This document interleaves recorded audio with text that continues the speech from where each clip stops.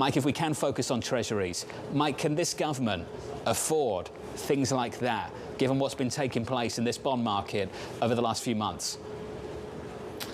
Normally, John, I would say 100 billion plus or minus is not that big a deal in Washington. However, and it's a big however, investors have been spooked by Treasury supply. This really came to light a couple months ago with the refunding announcement August 1st. The Treasury increased issuance more quickly than people expected, faster than we thought at Wells Fargo.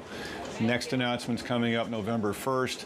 That's going to cause some jitters. So I think if the Biden administration requests a very large appropriation, yes, it matters, and I think it's going to cause some ructions on the back end of the curve. Mike Schumacher, what on earth is going on at the long end of this bond market over the last few months, Mike? Is it just that?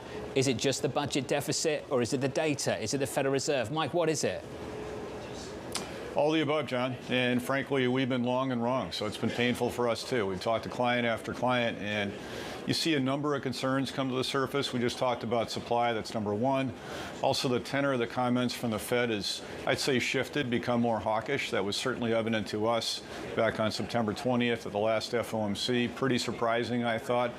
Bank of Japan getting a bit more hawkish. Now, it's sort of an odd policy mix out of the BOJ, but I think people are concerned that, hey, not only are Japanese investors collectively not buying a lot of U.S. assets, but you've got the BOJ saying, we're kind of okay if long-term rates go up, so you may want to repatriate more money back into JGBs. All this together has made people a lot less comfortable buying long-term U.S. rates, and as a result, real yields have gone sky high. 240, 250 on the 10-year, about twice where they were at the end of the 2018 cycle. We think it's too much, but it's a buyer's strike right now.